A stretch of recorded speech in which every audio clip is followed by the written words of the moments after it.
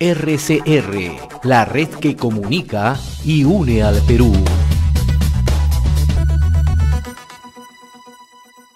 Vamos a dialogar a esta hora y le agradecemos la gentileza que tiene con RCR, Red de Comunicación Regional, al doctor Gustavo Gutiérrez, un reconocido abogado constitucionalista. Qué gusto saludarlo, doctor Gutiérrez, muy amable.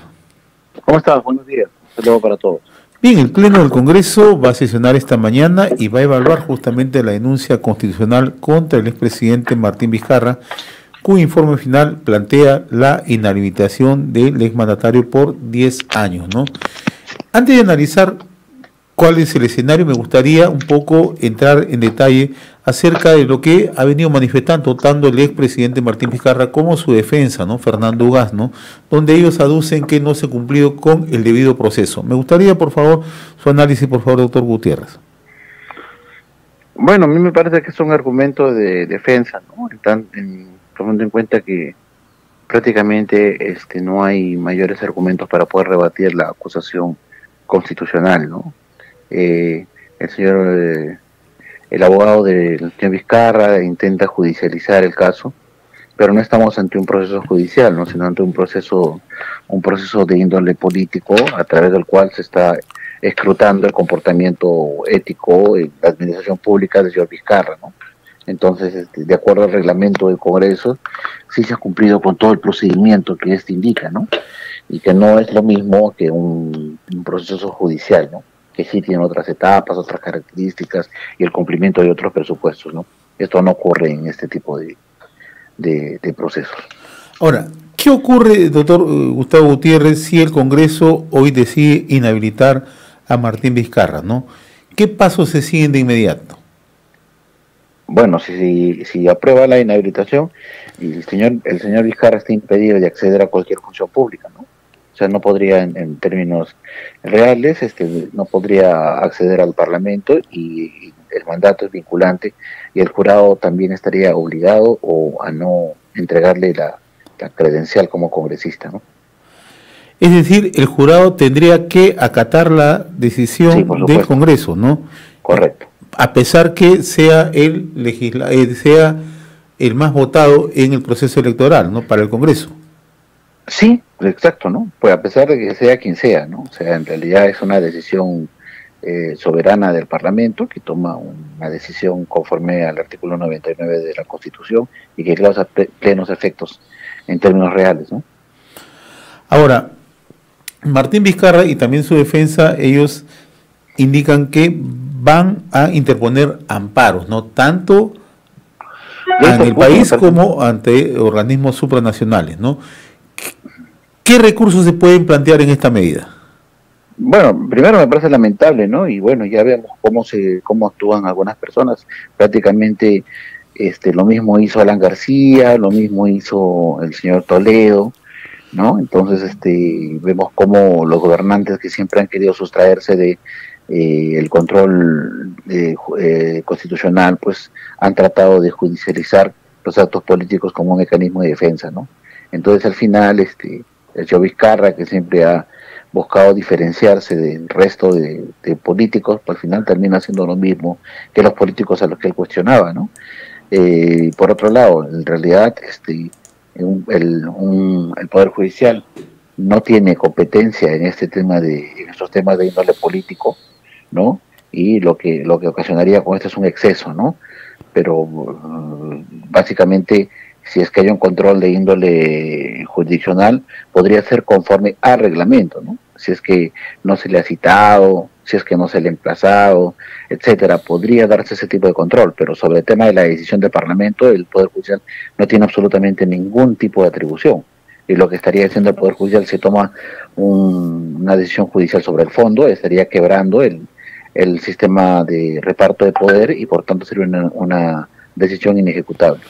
Y si Vizcarra decide acudir al Tribunal Constitucional, ¿qué elementos podría argumentar y cuáles serían los elementos en contra? Si no agota el amparo, no hay. Ahí no es procedente, entonces. Claro, primero tiene que agotar el amparo. Ya. Ahora, ¿qué ocurre? El Congreso lo inhabilita, ¿no?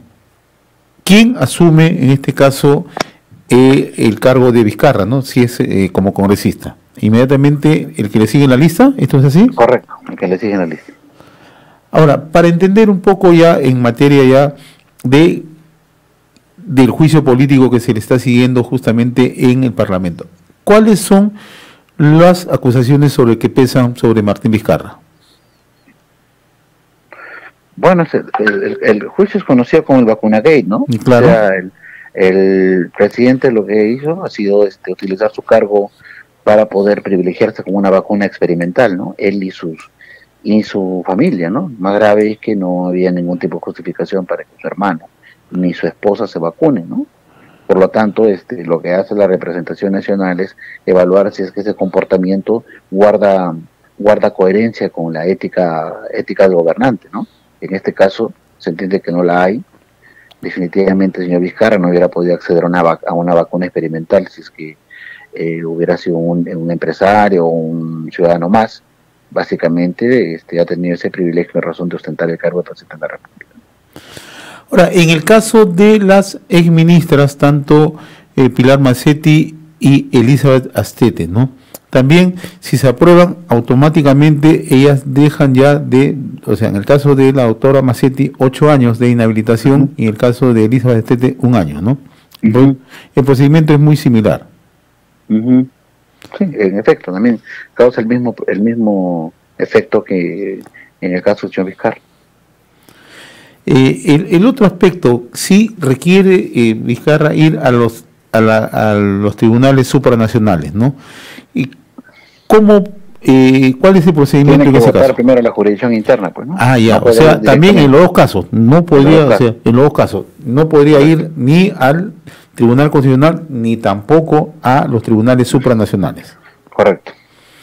No, eso queda suficientemente claro, ¿no? Porque escuchamos a la defensa de Martín Vizcarra establecer una serie de argumentos, y al propio Martín Vizcarra, ¿no? Que siempre se ha declarado como un perseguido político, ¿no? En los últimos días, ¿no? Él ha argumentado eso, ¿no? Como te digo, es lo mismo que ha declarado Alan García y el señor Alejandro Toledo, ¿no? Siempre se han declarado un perseguido político cada vez que el Congreso ha iniciado actuaciones de comisiones investigadoras o de control político, han declarado lo mismo, ¿no? Ahora, toda esta información, toda esta aprobación del Congreso es remitida en este caso al Ministerio Público. Claro, está que o sea, no. Es un acto, es un juicio político. Un juicio político.